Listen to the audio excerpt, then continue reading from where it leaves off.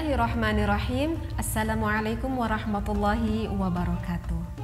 Kali ini insya Allah saya akan membahas hukum nun mati dan juga tanwin untuk hukum yang kedua. Hukum nun mati dan juga tanwin yang kedua itu adalah idgham. Yang kedua ya, itu adalah idgham. Ada berapakah huruf idgham? Huruf idgham itu ada 6 huruf ya. Apa saja? Ya, kemudian ro, kemudian mim, lam, waw, dan juga nun. Mungkin ini yang harus kita pahami dulu dari awal ya. Kita harus hafalkan bahwa huruf idgham itu ada 6. Ya, ro, mim, lam, waw, dan juga nun. Nah, sebelum saya ingin menerangkan idgham untuk lebih lanjut, maka seperti biasa saya ingin mengenalkan dulu idgham secara definisinya. Definisi idgham secara bahasa ataupun secara umum itu adalah idkhalu harfi, idkhalu syai'in, maksud saya fi syai'i. Seperti ini ya. Idkhalu syai'in fi syai'i, yang artinya adalah kita memasukkan sesuatu kepada sesuatu. Jadi artinya setiap apapun kita memasukkan, maka itu definisi dari idgham ya. Jadi secara bahasa ataupun secara umumnya idgham itu adalah memasukkan. Sedangkan idgham secara istilah menurut ulama ahli qiraah, yang dikatakan dengan idgham secara istilah ataupun lebih jelasnya itu adalah idkhalu harfin sakinin biharfin mutaharrikin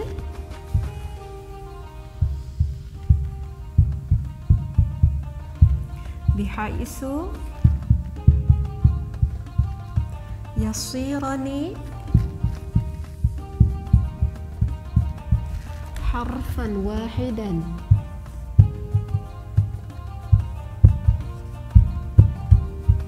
musyaddadan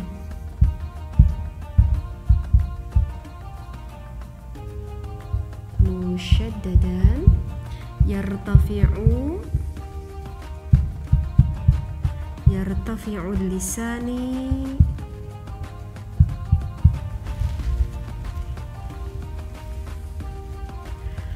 idkhalu harfin sakinin biharfin mutaharrikin bihaisu yasirani harfan wahidan musyaddadan yartafi'u lisani anhu irtifa'atan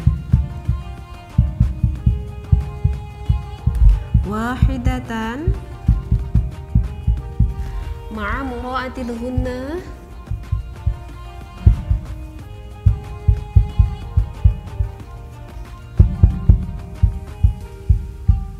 indal idgham bi ghunnah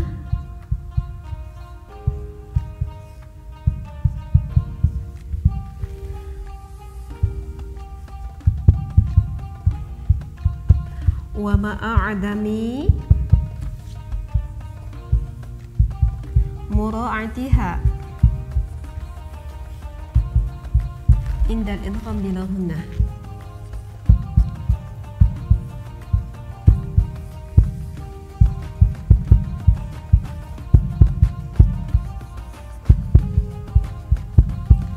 Cukup panjang sekali ya. Ini definisinya. Idkhalu memasukkan harfin huruf sakinin yang sukun biharfin kepada huruf mutaharrikin yang mendapati harkat. Bihaisu yasirani, sekira-kira 2 huruf harfan wahidan kita menjadikan 1 huruf. Musyaddadan, dan tanda dari idgham itu adalah musyaddadan, terdapati tasydid. yartafi'ul lisani, kemudian cara pengucapannya kita angkatkan lidah, irtifa'atan wahidatan, seolah-olah menjadi satu angkatan lidah. Ma'a mura'atil ghunnah indal idgham bi ghunnah, jika menghadapi idgham bi ghunnah maka membacanya kita dengungkan. Wa ma'adami mura'atiha indal idgham bila ghunnah, jika menghadapi idgham bila ghunnah maka membacanya tidak boleh kita dengungkan. Seperti itu definisi dari idgham menurut istilah. Bagi yang memerlukan maka boleh ditulis dulu ya definisinya. Barusan dikatakan bahwa huruf idgham itu ada 6, ya, ro, mim, lam, wawu dan juga nun. Nah, idgham itu terbagi menjadi dua bagian. Yang pertama itu adalah idgham bi ghunnah, dan kedua adalah idgham bila ghunnah ataupun idgham bi ghairi ghunnah, sama saja ya, idgham bi ghunnah ataupun idgham bila ghunnah. Huruf dari idgham bi ghunnah itu ada 4 ya, ada 4, apa saja itu? Ya, nun, mim dan juga waw. Dan huruf idgham bila ghunnah itu ada 2, yaitu lam dan ra, sehingga jumlahnya menjadi 6 ya. Di idgham bi ghunnah 4, di idgham bila ghunnah ada 2, yaitu lam dan ra. Apa sih artinya dari idgham bi ghunnah? Arti dari bi ghunnah itu adalah membacanya harus kita dengungkan. Sedangkan apa arti dari bila ghunnah? Artinya adalah membacanya tidak boleh kita dengungkan. La artinya tidak boleh kita dengungkan. Contoh misalkan di bi ghunnah. Contoh dari nun mati, misalkan may yaqulu. Nah, contoh ini ya. Kan ini menerangkan hukumnya nun mati dan juga tanwin. Berarti kalau menerangkan nun mati dan juga tanwin berarti nun matinya harus ada dong. Iya, coba kita perhatikan. May yaqulu, adakah nun matinya? Ada ini ya. May, ini ada nunnya. Nun mati di sini menghadapi huruf apa? Huruf iya. Ada iya. Ada ini ya. Tuh, iya. Nun matinya? Iyanya? Jadi jika di Al-Quran kita menemui ada nun mati ataupun kita menemui ada tanwin, mau tanwin fathah, kasrah ataupun domah menghadapi salah satu huruf yang 4 ini, maka ini dihukumi idgham bi ghunnah. Kemudian bagaimana cara pembacaannya? Jika saya tanya bagaimana cara pembacaannya, maka kita cukup menjawabnya kita dengungkan. Berapa harakatkah kita mendengungkannya? Mendengungkannya itu sekitar 2 ketukan ataupun 2 harakat. Contoh, may yaqulu, may yaqulu, tampak terdengar ada dengungnya. May, seperti itu ya. Tadi kan pernah saya bahas bahwa idgham secara bahasa itu adalah memasukkan. Yang dimasukkan itu apa sih? Yang dimasukkan itu adalah ini nih, nun mati. Dimasukkan kemana nun matinya? Kita masukkan nun mati ini ke huruf iya.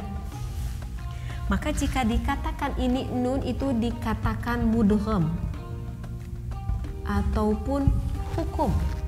Dan iya ini dikatakan mudgham fi.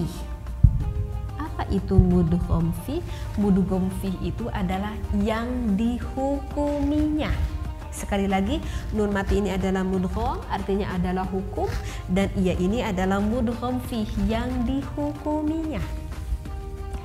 Barusan dikatakan menurut istilah, idgham itu adalah memasukkan huruf yang mati. Mana huruf yang mati ini?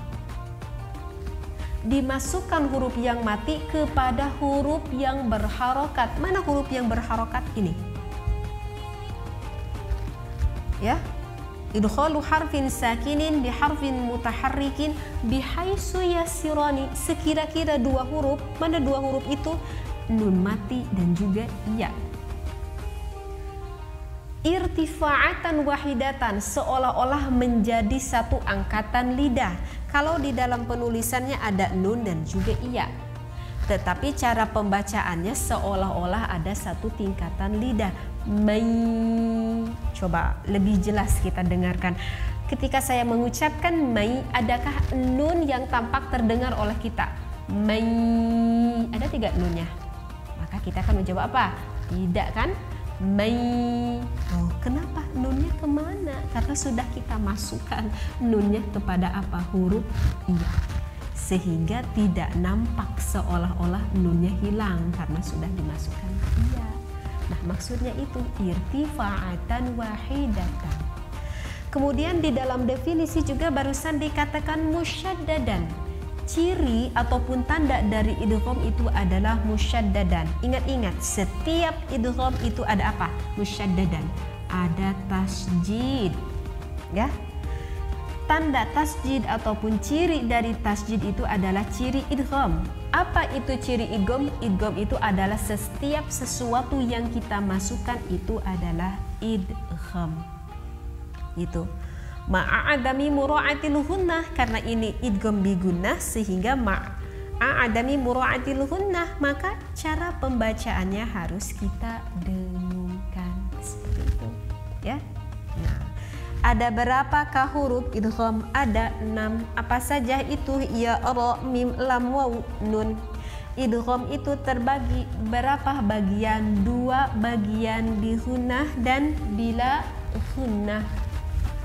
Di sini idghamnya bigunah apa bila gunnah? Bigunnah. Hurufnya ada berapa? Ada 4. Apa saja itu? Ya, nun, mim, waw. Seperti itu ya. Nah, kemudian yang terakhir, kenapa kita lafad may yaqulu dihukumi idgham bi gunnah? Karena cara pengucapannya memakai dengung. Ada berapa harakatkah kita mendengungkannya? 2 harakat. Kenapa kita dengungkan 2 harakat? Ini jawabannya. Karena kita masukkan ke dalam gunnah aridiyah. Ini alasannya kenapa kita dengungkan 2 harakat, karena kita masukkan ke dalam gunnah aridiyah. Apa sih itu gunnah aridiyah? Ketika kita mendengungkannya membutuhkan huruf sesudahnya. Sekali lagi, apa arti dari gunnah aridiyah? Artinya adalah ketika kita mendengungkannya membutuhkan huruf sesudahnya. Contoh, may yaqulu. Nah, mendengungkannya nun ini, bisa nun ini kita dengungkan karena nun ini menghadapi huruf iya. Baru nun ini bisa kita dengungkan. Tetapi jika nun mati ini tidak menghadapi huruf idgham bi gunnah, maka membacanya tidak akan kita dengungkan. Coba kalau menghadapi iya kan menjadi begini, mai. Tapi kalau iyanya tidak ada, bacanya bagaimana? Man. Sekali lagi, kalau ada iya membacanya menjadi mai. Tetapi kalau iyanya tidak ada, membacanya bagaimana? Man. Ya kan? Nah, karena itulah dikatakan dimasukkan ke gunnah aridiyah karena mendengungkannya nun ini membutuhkan huruf sesudahnya nun, yaitu ya, baik ya, baik nun, mim ataupun waw. Seperti itu, ya. Dan untuk idgham yang kedua itu adalah idgham bila gunnah ataupun idgham yang tidak cara pembacaannya tidak menggunakan dengung. Contoh, milladunka, milladunka. Ini ya, milladunka. Milladunka. Adakah nun matinya? Ada. Ini saya mencontohkan yang nun mati ya. Nanti kita bisa lihat di dalam Al-Quran yang contohnya tanwin. Ini yang contohnya nun mati. Milladunka. Menghadapi apa ini? Menghadapi lam. Berarti ini ada ya, lam. Berarti kalau ditanya ini cara membacanya dibagaimanakan? Jangan sama menjawabnya seperti yang biguna. Kalau artinya biguna kan dengung. Kalau bila guna tidak boleh dengung. Jadi cukup saja kalau ditanya lafadz min ladunka, cara pembacaannya harus dibagaimanakan, kita jawab saja diidghamkan. Hanya dimasukkan saja nun mati kepada huruf lam ini. Sehingga cara pembacaannya seperti ini. Min ladunka. Hanya begitu saja. Min ladunka. Kalau membacanya seperti ini salah nih. Min ladunka. Salah. Karena ini lamnya tidak boleh kita dengungkan, kan ini la, tidak boleh kita dengungkan. Jadi min ladunka, bukan min ladunka. Salah. Seperti itu ya. Kalau untuk idgham bila guna ini cukup simpel. Di mana-mana di dalam Al-Qur'an kita menghadapi nun mati ataupun tanwin, menghadapi lam ataupun ra, maka ini adalah hukumnya idgham bi ghairi gunnah ataupun idgham yang tidak boleh kita dengungkan. Seperti itu ya. Mudah-mudahan apa yang saya sampaikan ini bisa bermanfaat untuk kita semuanya, sehingga bisa merubah lisan kita ketika membaca Al-Quran lebih fasihat. Wallahu a'lam, wabillahi taufiq wal hidayah. Wassalamualaikum warahmatullahi wabarakatuh.